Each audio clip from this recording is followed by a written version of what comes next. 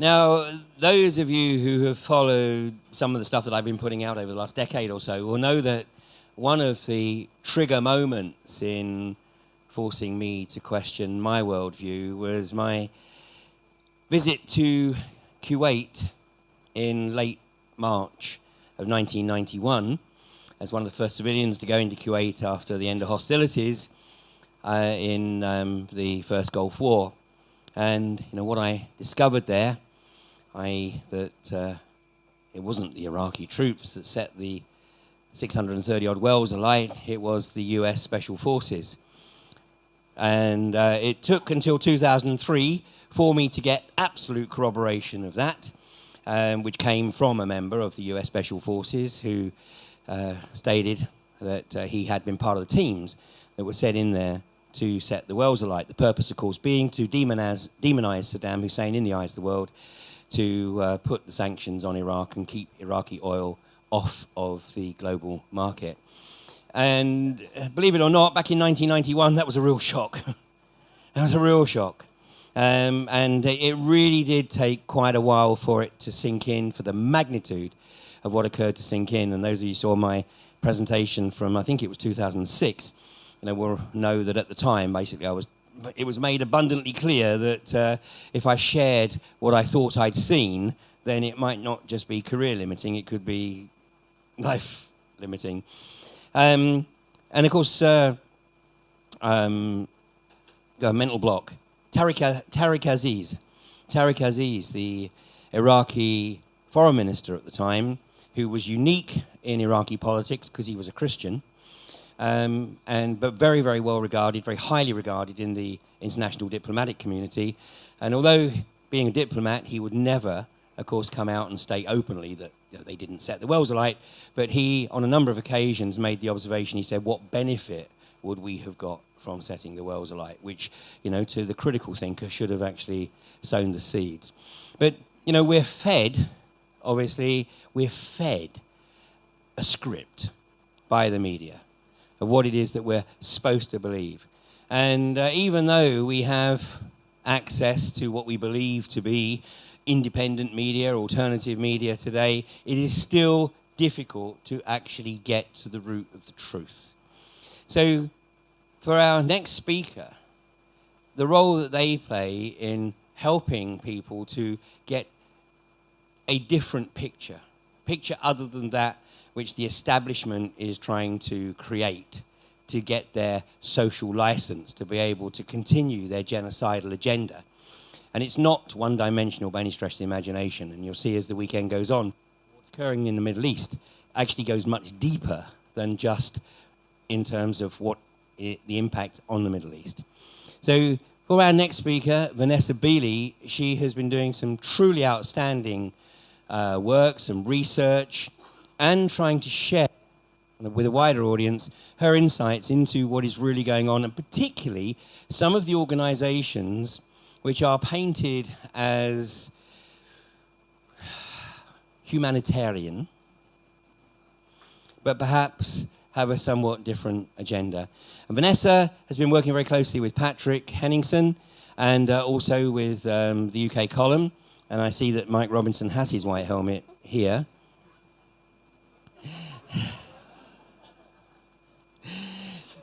But it is my great pleasure to welcome for the first time to an AV event, Vanessa Beeley, and her talk, NGOs, Humanitarians or Executioners.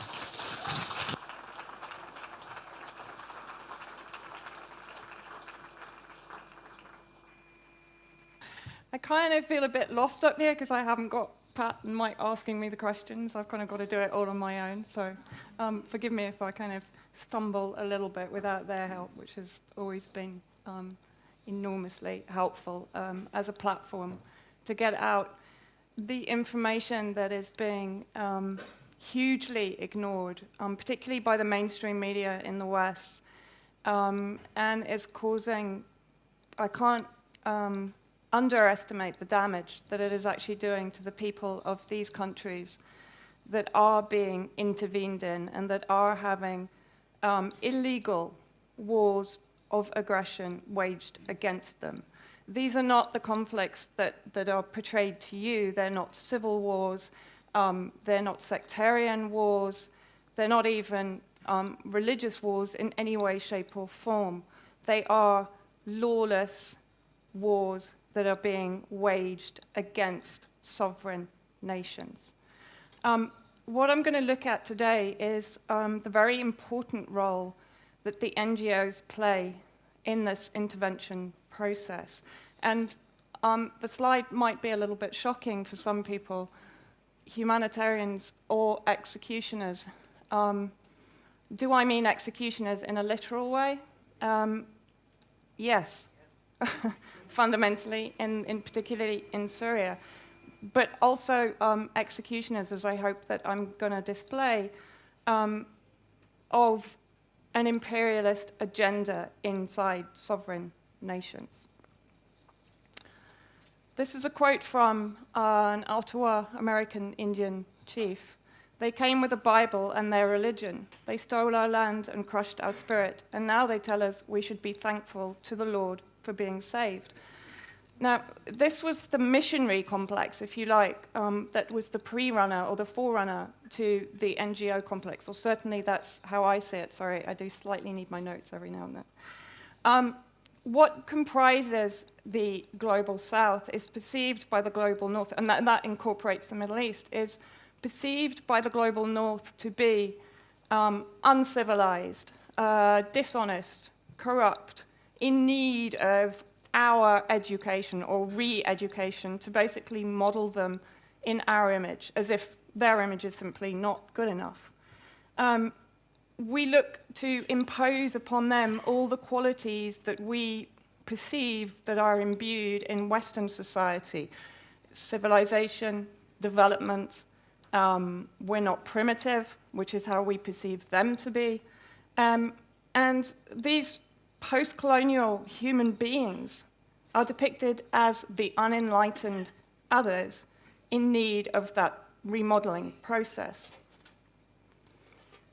For me, the NGO process, or soft power complex, is now one of the most destructive global forces. It's employed as an interface between hegemonic nations like the United States, like the NATO nations, to infiltrate, target, or I actually call them prey nations, nations that have been targeted for geopolitical intervention, or even, the problem is that with the onset of social media particular, or an alternative media, it's becoming harder for them to directly invade militarily as they did in Iraq. People are kind of, they're clued into it now. So they have to find another method. And the way that I look at it, I've put this up, the Trojan horse. The NGOs remind me of two things. They remind me, yes, of the Trojan horse, but they also kind of remind me of the protection guys in the mafia. In other words, they're sent out there to sell protection on behalf of the mafia. The mafia, for me, is the state and the military-industrial complex, particularly, but also the deep state, the CIA or the British intelligence services. They're kind of the nice guys that offer protection if you just buy into capitalist and imperialist principles. They're kind of the good cop in the bad cop, good cop routine. They're the ones that kind of persuade you in a nice way to do exactly what the bad cop wants you to do.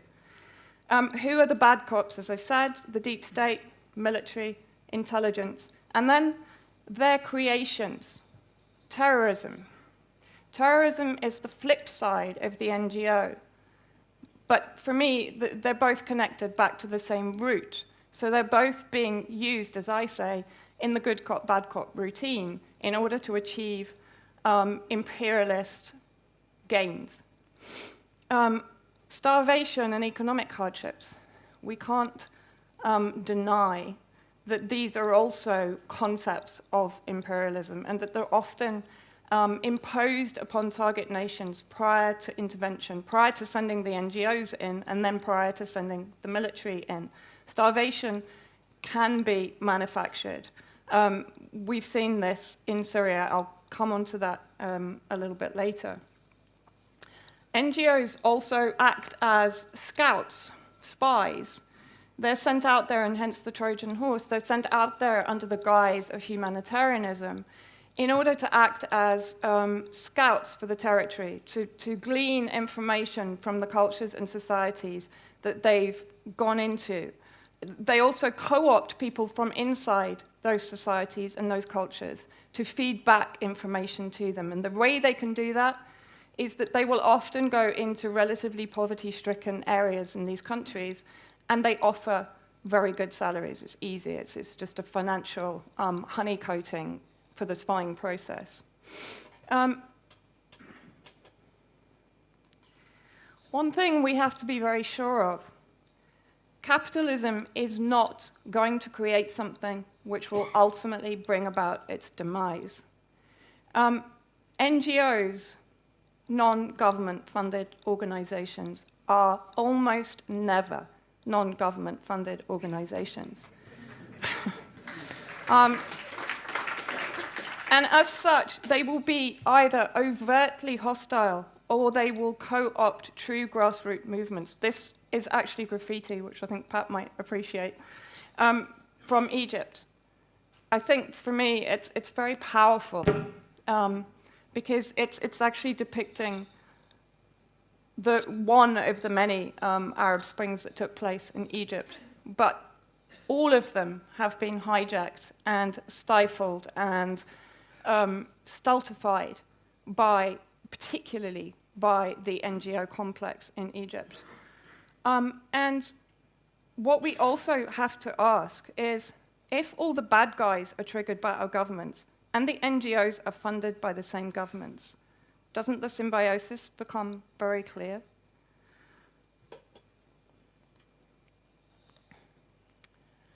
We're all familiar with how they market war these days. War is peace.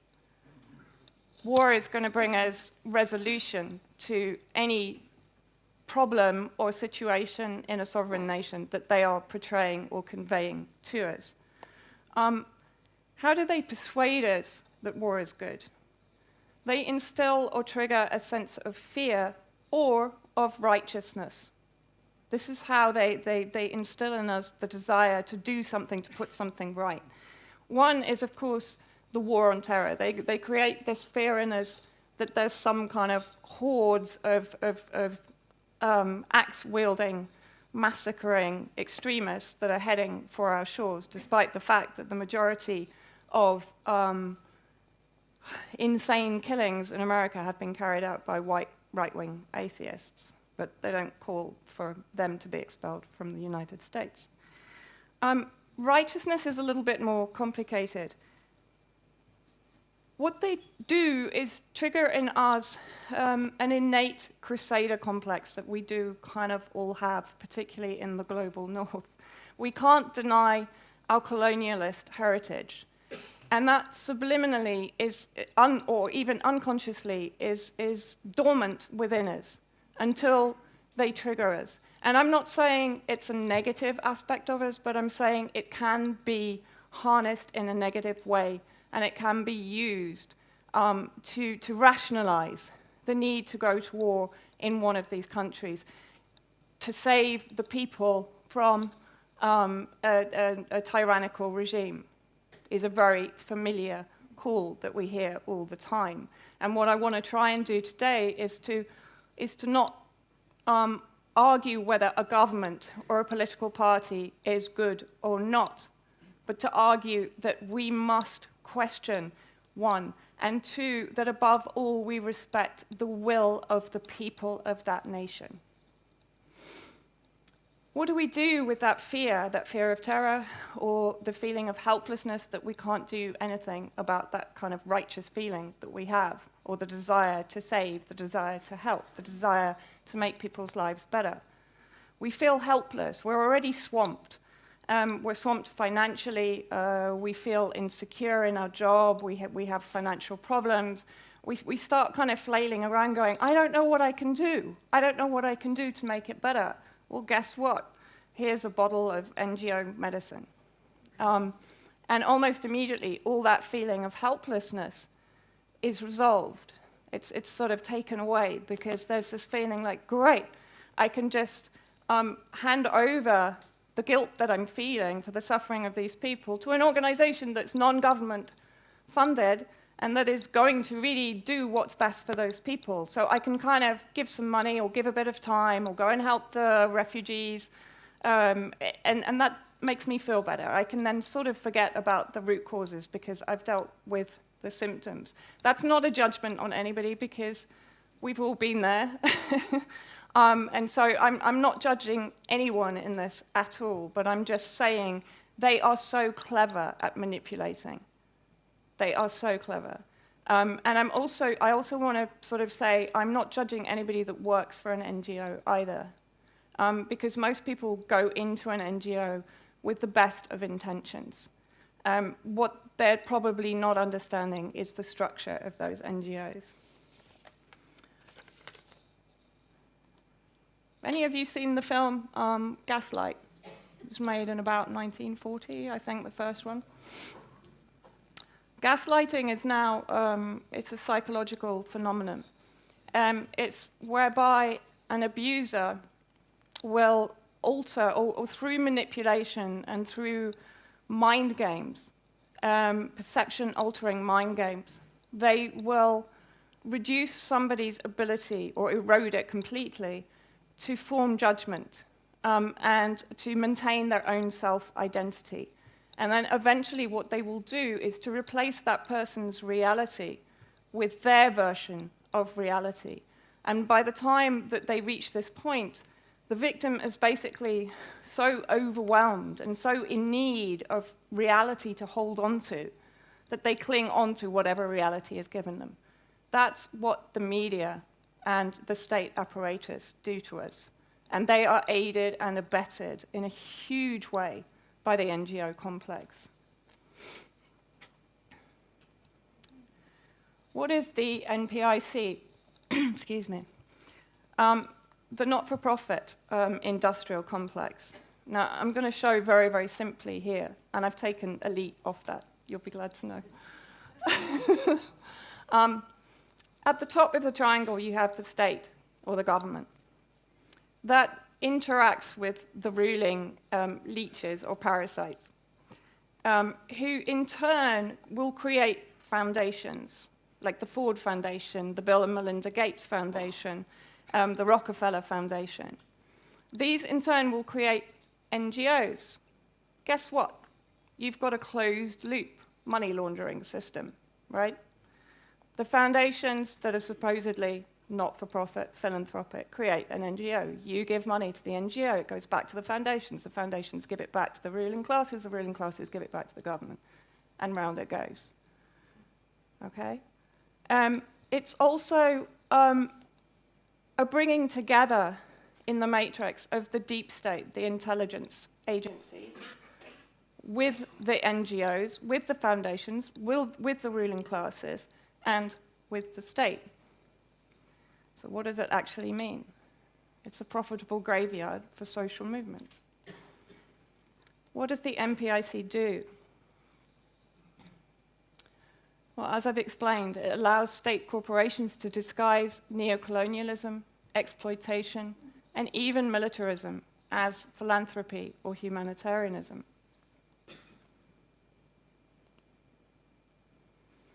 It redirects activist energies into career-based modes of change promotion. Change.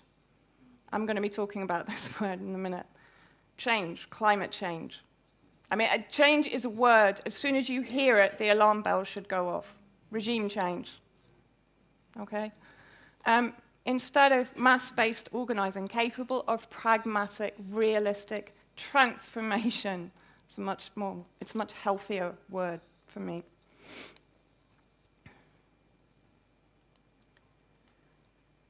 As I've mentioned, it diverts public monies into private hands through the foundations. It monitors and co-ops social justice movements and local activism. I've taken this quote from an American think tank paper where actually they're being incredibly blatant about what they use NGOs to do. In some countries, local NGOs also have been funded to mount people power campaigns. As in recent colour revolutions, these campaigns are aimed at opening up political regimes to opposition parties. Now, read opposition parties, read what suits the West. Okay, it's not a genuine opposition party. And ousting leaders considered undesirable. So they've been pretty blatant about it there. This is the important one. That's actually an Amnesty International image, but I've kind of pinched it. They manage and declaw dissent in order to safeguard capitalism. I've lived in Palestine for extensive periods, and I've seen this absolutely firsthand. After the Oslo Agreement was made in 1993, the NGO complex grew exponentially in Palestine. Why? Because they wanted to stifle and basically stultify, get rid of any opposition to the Oslo Agreement. So from 1992 to 2005, the number of NGOs in Palestine, which if you imagine the size of it, it's tiny. Gaza itself is about the size of the Isle of Wight. There were 400 NGOs in about 1995. By 2005, so 10 years later, we were up at 1,400. By 2016, I can almost guarantee there will be over 2,000. Now, these NGOs in Palestine act as a complete damper on the resistance movement. It's been co-opted. These NGOs are entirely funded by the West. So by NATO, by the US, who we know work in lockstep with the illegal state of Israel, the Zionist regime that is occupying and brutalizing the Palestinians. They also control healthcare, education, as I said, the resistance movements. Because of the financial crisis in Palestine, a lot of the resistance movements were actually forced to become NGOs to then be able to go to the West and ask for money. So can you see how then that entire resistance movement is being mollified? It's being brought into line. It's being controlled. It's being softened. It's being made basically unable to do anything about the Israeli occupation. I'd actually like to give an example of that. When I was in Gaza, I was very honored to attend a meeting with the Small Enterprise Commission. And there were about 20 young entrepreneurs from Gaza, all of whom had these unbelievable ideas for small businesses, initiatives. You know, these people are living under intense brutality and oppression and deprivation, especially now since the war in 2014. But they still had the ability to want to self-determine, to want to manage their own lives and to create something that would generate a good effect for their own people, but also bring some sort of monetary reward for them. There was a young guy there. He had developed a product that would help the disabled people from all the various wars in Gaza to become more self-sufficient. And he had basically gone to various NGOs based in Gaza, and he told them about this idea that would basically improve people's lives exponentially. Do you know what those NGOs said? They said, we can't do this, because if we do this, we lose the funding for this. Right? That was heartbreaking. That was like a sort of, I didn't have anything to say. Because this guy then gave this product to the disabled people of Gaza so that they would be okay. He's bankrupt, he has no business, and he has no ability to make money. He had kids, he had a family to look after. This is what NGOs do.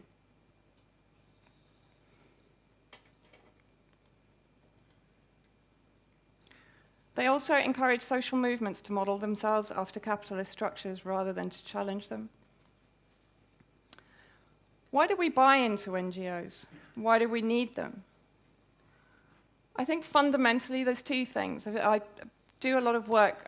If you want to check up on the NGO complex, a site called The Wrong Kind of Green, which is run by Corey Morningstar, who's probably one of the biggest experts out there now on the entire complex.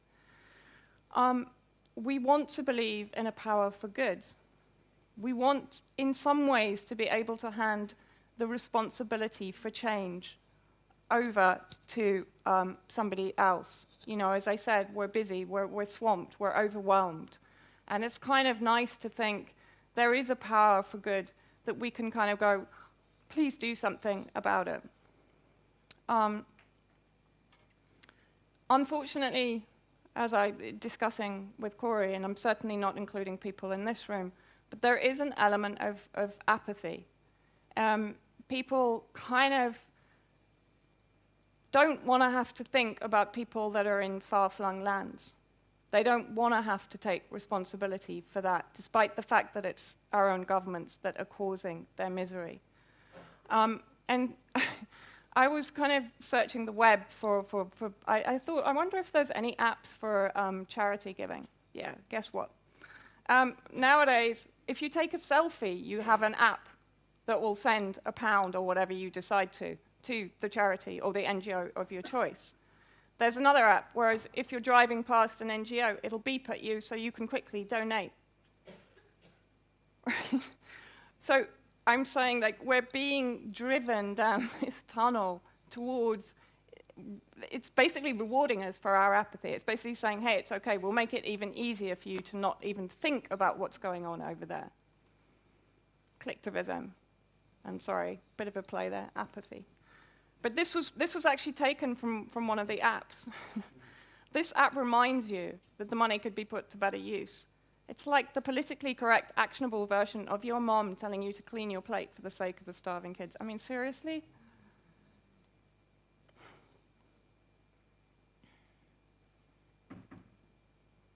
How do they do it? Not extrasensory perception. They encourage empathy. They solicit sympathy. And I had to find a P word. They persuade perception, so persuasion. And how do they do this? Heart-tugging images. I've deliberately used ones, in particular from Syria, because that's what I'm going to focus on in the second part of the presentation. But here you have a very sort of evocative image. President Obama, what are you waiting for? So fundamentally, an NGO is calling for war. War is peace, right? What they're actually asking for is a no-fly zone on the back of the now proven false flag of the Ghouta chemical attacks in 2013. The no-fly zone is what they're trying to achieve in Syria. Why? We only have to look at Libya, which is now a completely failed state after the no-fly zone allowed the NATO and US planes in to bomb it into oblivion. Another one from Syria, again, based on the completely discredited chemical attacks that were supposedly carried out by the Syrian Arab Army. One of the early white helmet images. Don't you all want to reach out and save the baby? This was a conference given by Human Rights Watch, one of the not only government-funded NGOs, but Saudi, Riyadh-funded NGOs, the only absolute monarchy in the world with an execution process, and one of the most corrupt regimes in the world is funding this NGO. This is how change happens. They've actually put it very simply. They write about something, they film it, and then they debate it in order to achieve change. Now, I've been to one of these think tank debates up in St Andrews in Scotland, run by the Asfari Foundation. It was on Syria. There was not one Syrian from Syria there. So how can it be sort of, you know, an objective debate that is working towards resolution in a country when they do not include the voices of the people from that country. I was talking about change. Change is the buzzword. It's the word that they come out with every time to make us buy into what they want us to do. This is actually taken from an Amnesty International poster on Libya. Do you remember the lies about Gaddafi's troops on drugs raping the civilians in Benghazi? A lie. But this was produced, again, to bring us to the failed state status of Libya. It incurred the no-fly zone. To change everything, we need everyone. Well, yeah, that's right. And that's why we can never underestimate the sheer power of the apparatus that is being built up in order to force us down the change route that they want us to go. I also found last night when I was kind of looking around, it was a lecture given to NGOs by the Forum for the Future, which was run by an ex-British government MP. And it actually, the title was, How Can We Be More Effective Change Agents? The 3 Ps. Power. Power means to go into a target nation and to determine who has the power in that nation, and then, in the opposition, rather, in that nation, and then co-opt them, bring them onto your side, because you're going to need them to influence the people in that country. Psychology. Work out the psychology of that nation. This is where NGOs come in as infiltration agents. They go in, they work out the psychology. How can they best manipulate them? How can they best achieve their objectives in that region? Through soft power. Persistence. Well, this is a great one. Keep going at it, because if you stop, then you're going to give them time to regroup and to think about what's going on and to actually resist you. So persistence is counter-resistance. If we actually look at this is a lecture given to NGOs. Let's look at what happened again in Palestine in 1948. There was a British general, Orde Wingate, who engineered the ethnic cleansing of the Palestinians in 1948. How did he do it? The military went in and they surveyed every single village in Palestine. They worked out who the person in power was, who was the influential imam, who were the main families in those villages, so that they could be hit first. So what we did militarily in 1948, we're doing again now through soft power. And as I said, what do they sell us? What is change to them? Conformity is unity, and war is peace. Now we come to Syria.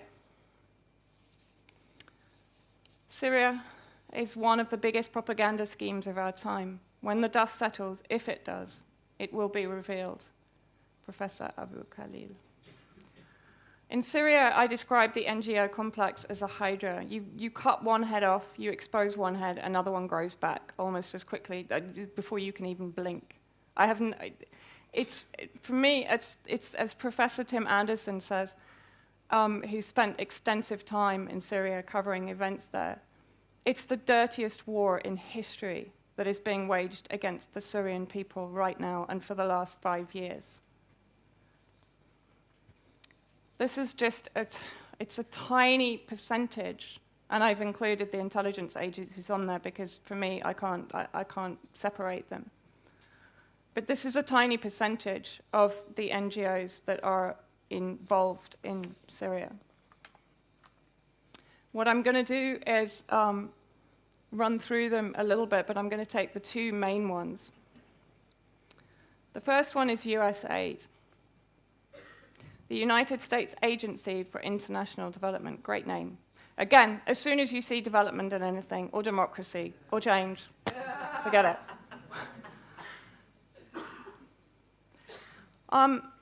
USAID was set up in 1961 by the US Congress. Basically, it's recognized as a front organization for the CIA to channel and filter funding and strategic political support to groups and individuals that support the US agenda abroad.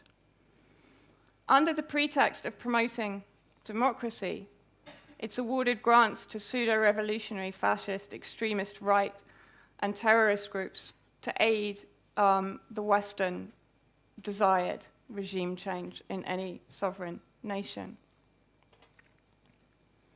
So, as we've demonstrated, US aid and the CIA, the deep state, are interlinked. This is a quote from Daddy Cherry. I can't remember the name of her website. I think it's Junkie Post. But she's worth reading. She's from Haiti. And she writes some of the most passionate articles I've ever read on basically the intervention in Haiti.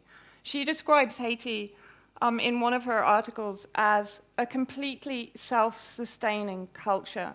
She describes it with such love and affection for this sort of slightly crazy, but ecologically sound, perfectly happy, zero poverty, self-sustaining culture prior to the US aid intervention, which was propelled, I think, it was by Clinton.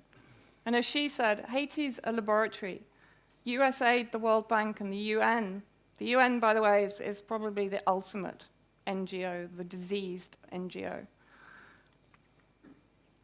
These are some of the countries. I just picked out some logos that they'd all created. So a lot of South American countries were hit hard. Cuba, Venezuela, Bolivia. Chavez actually threw them out. And recently, Syria, Yemen, and Palestine. What I'd also like to share with you is something that happened when I was at the UN Human Rights Council in March. I was representing Yemen, testifying against Saudi Arabia for their illegal use of US-supplied cluster munitions that were being used to target exclusively civilian areas. Over 56 usages of cluster munitions in Yemen. But the interesting thing that I picked up on while I was there, the King Salman Center, which is the biggest oxymoron on the planet, which is a Saudi Arabian NGO, humanitarian NGO, was presenting its case at the UN. What horrified me, though maybe it shouldn't have done, was those that were celebrating with them and enjoying the collaboration with them were UNICEF, OCHA, and the UN itself, and US aid. Then I started digging a little bit more.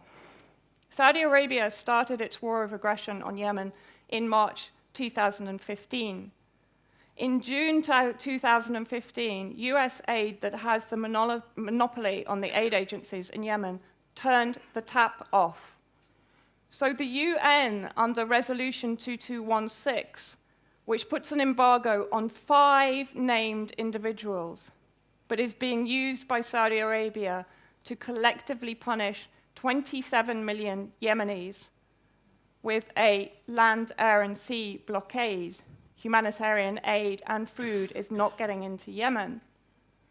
On top of that, US aid turned off the aid because it was too difficult to get it in through the conflict. 3 weeks later, King Salman Center set up, and the US aid endorsed it. So again, we're seeing this closed loop. Saudi Arabia can go in and decimate a country, and it can be then given the endorsement by US aid to go in and reap the benefits by rebuilding it.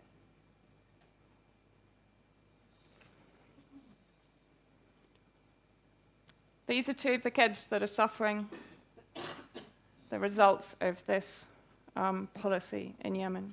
These kids were in Bani Qais, and they're starving. Bani Qais is in the north of Yemen. The second protagonist, the second pivotal funder of the NGOs in Syria is none other than George SOROS, convicted criminal insider trader and hedge fund billionaire, as I'm sure you all know. Syria is, in fact, the billionaire's revolution. Again, this is an infographic prepared by Professor Tim Anderson. And you'll see that SOROS is down there with his Open Society Foundation, putting in 20 billion into the regime change process in Syria. And he's joined by Saudi Arabia, Lebanon, Zionists. I call him the war porn wizard in Syria. These are just a few of the NGOs that he juggles in order to produce the propaganda that is calling for regime change in Syria. Just a few of them. And what I'll do here is I'm going to put them up on the screen because I was so shocked when I actually went through and found out how many there are. Some of you might recognize them, some of you might not, but these are all USAID or SOROS-backed campaigns or NGOs. Aleppo is burning. I just want to touch on this one very quickly because it's current. This one has just precipitated the massacre of 60 Syrians in al-Zahra in the Hama district in Syria. Women and children were massacred yesterday here. Now, the reason that happened was because Rami Jarrah of Anna Press, that's going to come up on here, is a Soros-funded organization. Soros is behind the creation of Aleppo is Burning. If anybody wants to talk to me about the intricacies of the Aleppo situation, great, come and talk to me afterwards. But all I can tell you is that what you are receiving via the propaganda channels is so far removed from the truth, it is untrue. And while everybody believes this campaign, there are people dying. And they are being massacred. They're not simply dying, they're being massacred by the terrorists on the ground that are being protected by campaigns like this.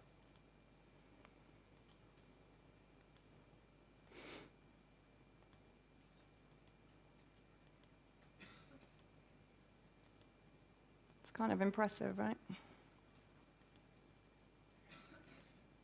All of these are funded by Soros and USAID. Now, the reason I've put the BBC up there is because you may have noticed that the BBC's been co-opted into the Open Democracy website, which is now monitoring and directing it and giving it ideas on how it might improve its process, which includes using the citizen journalists in Syria. Open Democracy is run by Soros.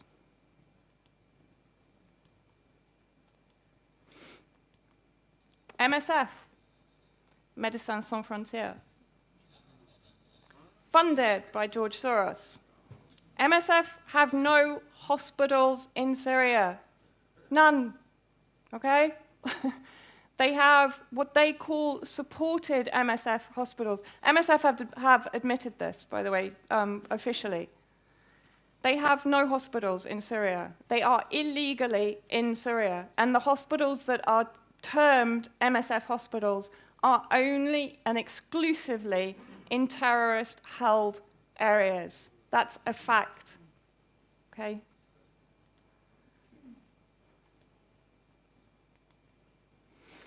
The one guy that escapes Soros funding, but he's EU funded, is the Syrian Observatory for Human Rights.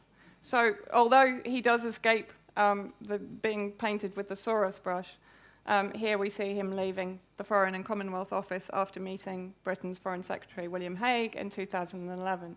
So yeah, okay, he's free from Soros, but he's well entangled with the EU. You all know who Avars are. You've all come across them. You've all seen their petitions. Don't sign any more of them.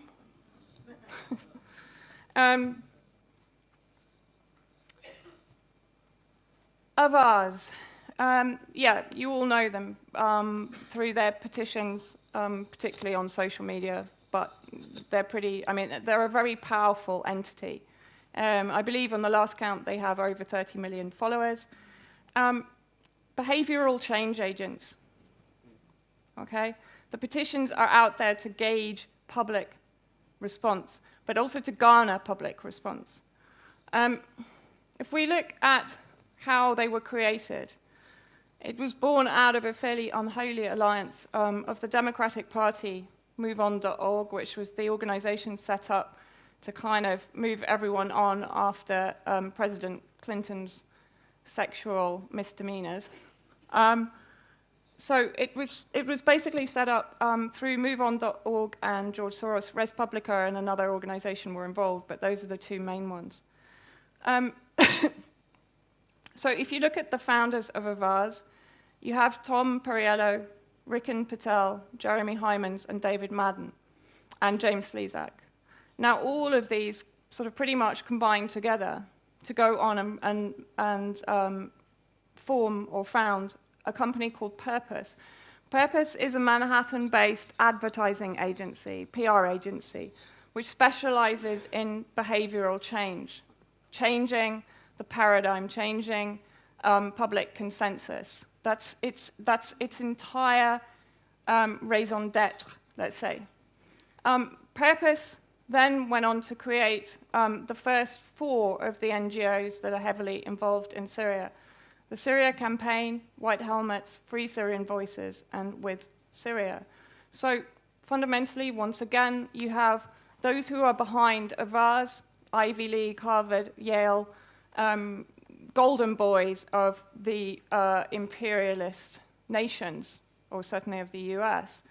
And again, Soros funding into Avaaz, and then partnership with Purpose, which is then creating those 4 NGOs. Here is Tom Perriello getting pretty close with Obama. Now, Avaaz is an interesting one, because Avaaz is an interlocking and interchanging cog in that wheel of fifth columnists. It can either instigate, or it can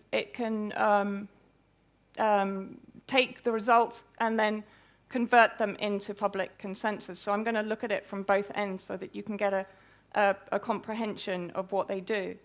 In 2012, at that time, I think they had an annual budget of around 17 million, although that's probably conservative.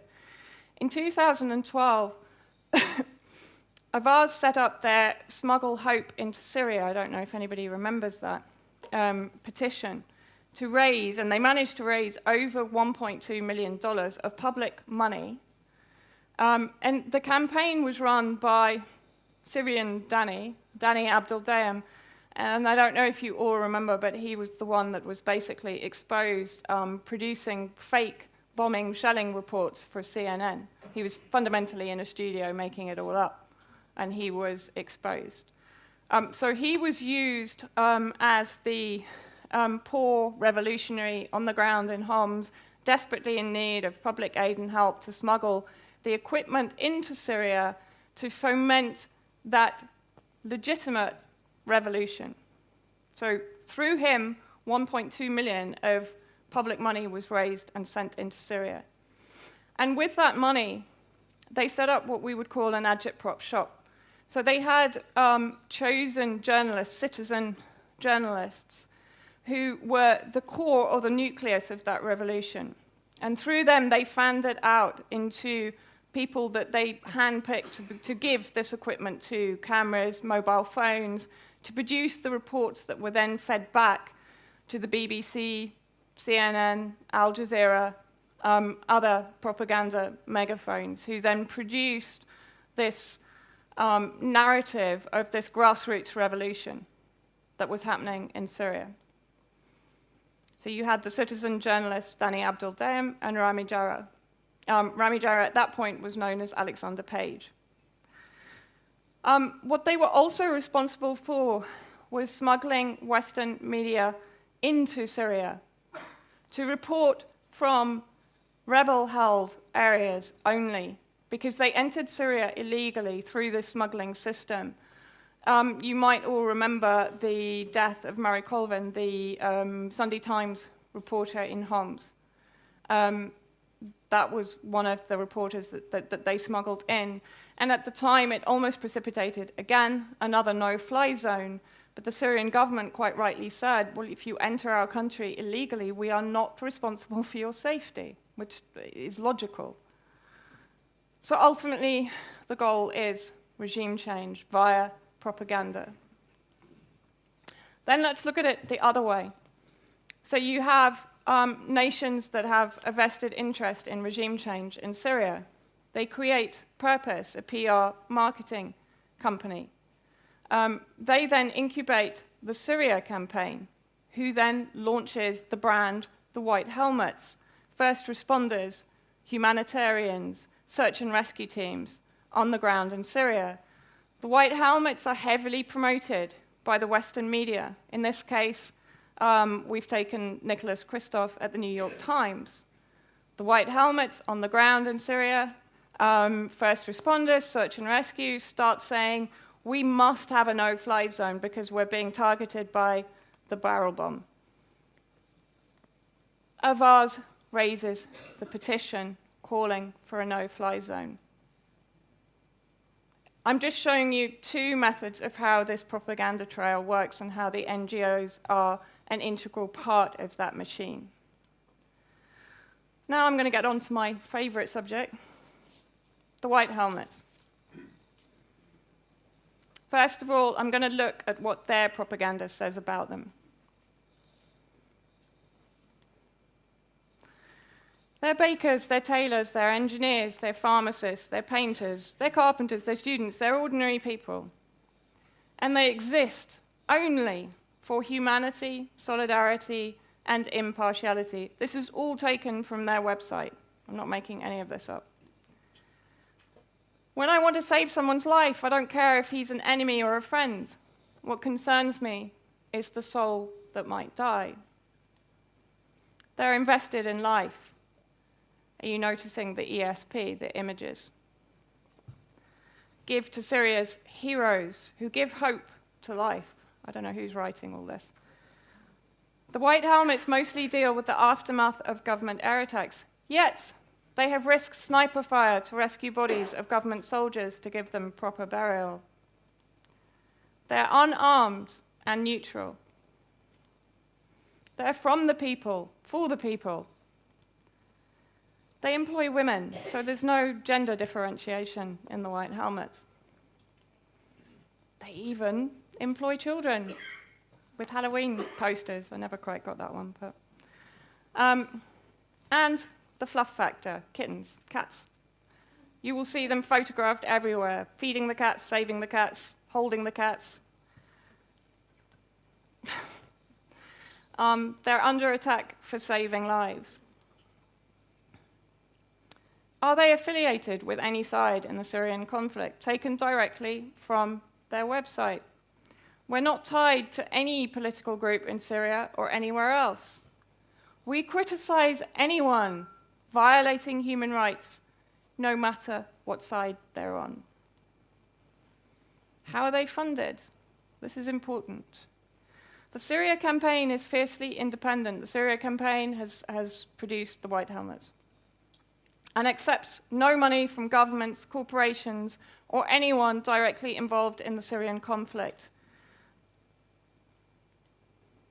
And they're nominated for the Nobel Peace Prize.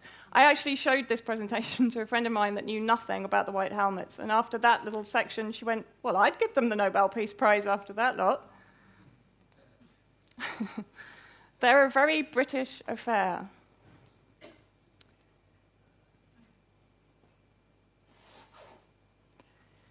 US aid has given $23 million to the White Helmets. Our own UK Foreign Office has given £19 million, admitted in the Daily Telegraph after one of our articles was published. They also mitigated a few of our other claims, so I think that was sort of damage limitation. So they're government funded. They're US and UK government funded, who have a vested interest in the conflict in Syria. They were set up by humanitarian James Bond, James Le Mesurier. James Le Mesurier has a very interesting background. British military, mercenary now, one of the most highly commended officers in Sandhurst. He had a very interesting career, having left the British Army in 2000. He then worked with the UN at virtually all of their intervention nations. So Kosovo, Iraq, Afghanistan, Palestine, the list goes on. In 2014, he also set up a splinter group from the White Helmets, Mayday Rescue, which is also UK government funded. James Le Mesurier also worked up until 2008 for a group called Olive Group. Olive Group in 2015 merged with a group called Constellas. Constellas have in their portfolio a company called Academy, which is Blackwater. So you might recognize who that is. Basically, Olive Group, during the Iraq War, the second one, they were awarded a multi-million contract in conjunction with Bechtel in Iraq by US aid. But the merger also into Constellas and into Academy that is Blackwater, Bush was responsible for creating the situation where the CIA could outsource their assassinations to Blackwater. But it didn't stop with Bush. Obama gave $250 million to Blackwater to continue unspecified services to the CIA. So to continue carrying out assassinations without any accountability for the American government.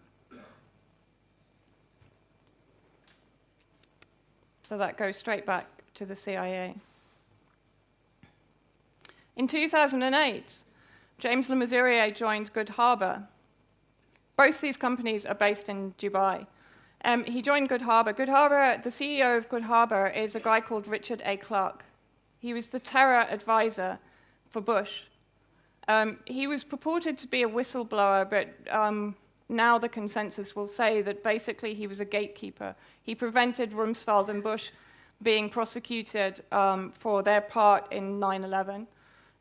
He basically gave credence to the bin Laden story and the fact, and gave credence to the fact that al-qaeda is an organic entity.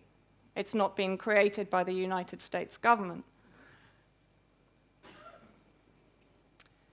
But what's even sort of maybe more interesting is Clarke's connections to Rita Katz, a US-Israeli operative who runs SITE Intelligence. SITE has been responsible for propagating all of the ISIS and al-qaeda execution videos. So we go back to Homeland Security and to Israeli intelligence. Then if we go from Mayday Rescue to one of their leaders, Farouk al-Habib, who's a member of the Syrian National Opposition, Syrian National Council, which also has deep state connections back to the CIA. Raid Saleh, one of the leaders of the White Helmets, you might have heard about him, which is why the White Helmet's particularly poignant. You might have heard about him in the last 2 weeks. He was due to go to the States to be given an award by Relief International and Interaction, both of which are USAID SOROS-backed NGOs. He was deported from Dulles Airport in the States.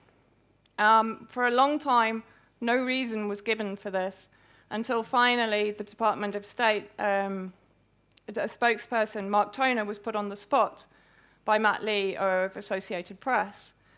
And he finally admitted that the reason that Raid Saleh had been spun was because of his extremist connections. Even though he was questioned and he was asked, he said, well, hang on, you've just deported somebody because they have extremist connections and they are the leader of this group. How come the group is not being associated with those extremist connections?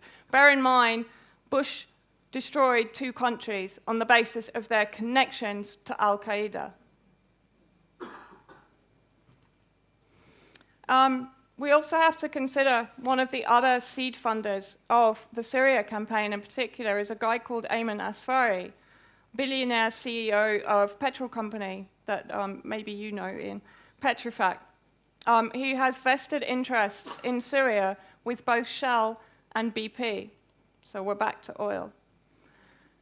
If we look at this, the Syrian government, the current Syrian government, supports the Iran-Iraq pipeline, which is Russian-backed also.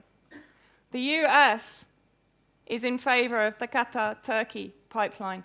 It's also worth noticing where that pipeline cuts through. It's Aleppo. So it gives an indication of why Aleppo is so important to them right now. I think it's Kennedy's nephew that also broke the news a couple of days ago that basically the war in Syria is to secure this pipeline and to prevent Russian influence on the oil revenue in Syria. Okay, now let's get to the white helmets themselves. Again, they're embedded entirely in al-Nusra, which is al-qaeda, and ISIS areas. So they do not operate in Syrian or government-held areas in Syria where the majority of the internally displaced people take refuge. So when they say they are for the people, I have to say that the majority of Syrians don't even know who they are.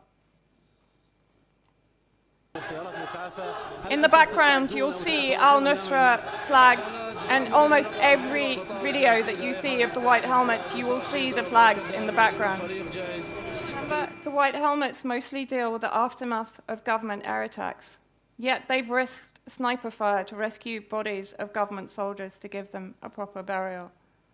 Well, these are government soldiers. And they've been massacred, they've had their boots removed, they've been thrown on the back of a truck.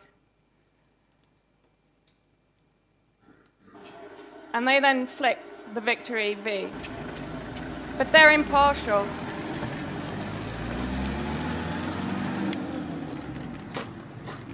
When I want to save someone's life, I don't care if he's an enemy or a friend.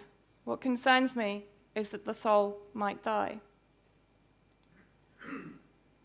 This is the difference between picking up bodies of their own operatives and picking up the bodies of the Syrian Arab Army, the Syrian National Army.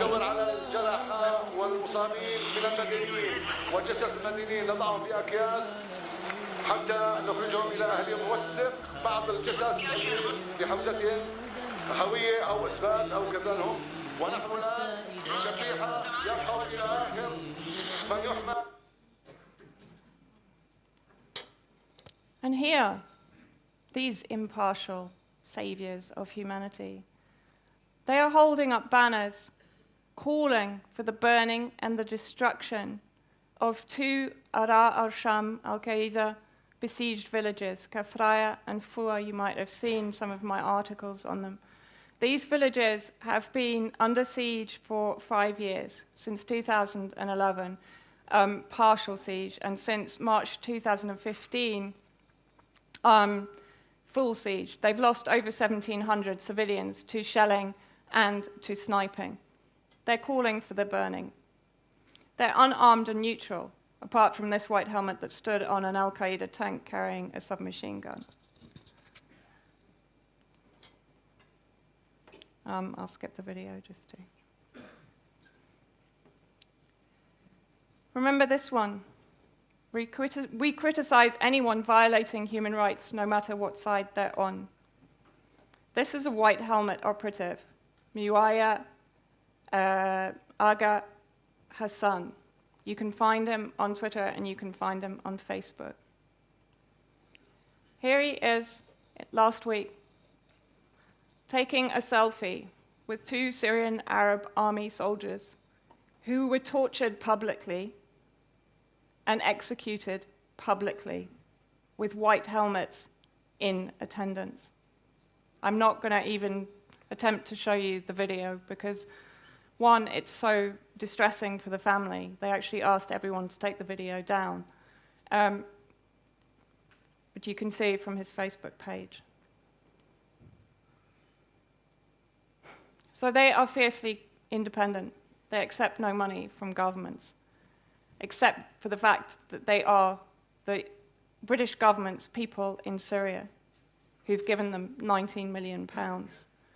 If you look at any of their accounts on Twitter or Facebook, they follow almost predominantly ISIS or al-qaeda, but they're funded 23 million by the United States government. You will only see them in terrorist-held areas, and yet Holland has just decided to give them 4 million euros. So the White Helmets regularly fake evidence and recycle photographs. I haven't included them in here, but if you want to check them out, then talk to me afterwards. They are armed, not unarmed. They are sectarian, not impartial or neutral.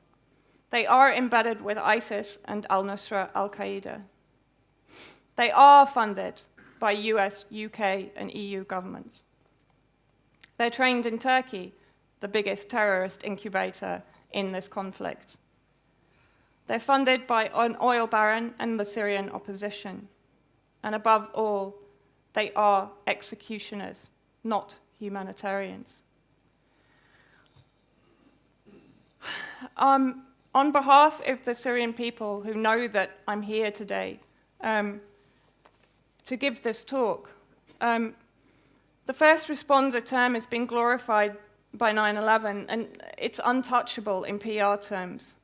And what we're seeing now is an embedded shadow military force through which they can run supplies, weapons, fighters, gather intelligence, and even create medical triage for terrorist fighters, mercenaries, or soldiers, intent upon denying the Syrian people their right to decide their own future. If we lived in a just world, we would see Avaz and their ilk clamoring for an end to interventionism and demanding diplomatic solutions to support internal sovereign nation peace processes, as Russia is actually doing in Syria. However, we don't live in a world based upon a universal understanding of justice.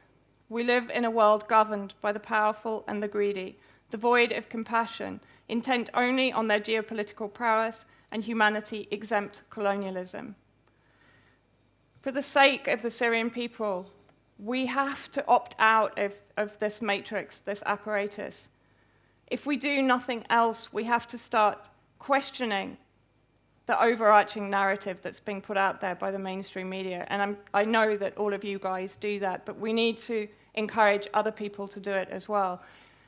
My opinion is not necessarily the truth, but it's an alternative. And that's what people have to be looking for, because these guys are dying as a result of the actions of these organizations and their creators and those that are benefiting from what they're doing. These people are dying trying to resist it. So the least that we can do is to make sure that whatever else we do, we opt out of this system and we try to help other people to do the same. It is possible to open source helping these people. It's really possible to do it. We have the media networks to do it now. We have social media. It's possible.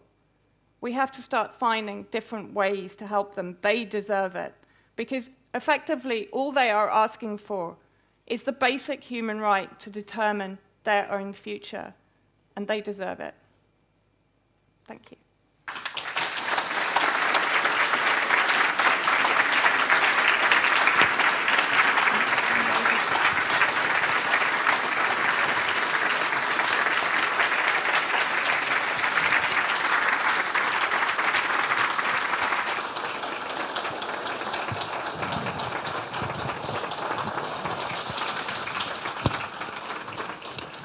Vanessa Beeley, and increasingly it is independent and alternative media, other than Russia Today, that is providing the truth. I mean, who would have ever believed 30 years ago that we'd be tuning to Russian TV stations to get the truth, huh? Well, here we are, and the roles that the likes of Vanessa and UK Column and 21st Century Wire and all of the other independent outlets play are increasingly important, and the establishment knows it. the establishment right now is putting enormous effort into trying to quell the rising awareness, thanks to the work of the likes of Vanessa, Patrick Henningsen, that ISIS is the Israeli secret intelligence service. You know, I did a Humanity versus Insanity a few weeks ago and showed the irrefutable evidence, the admission of Israel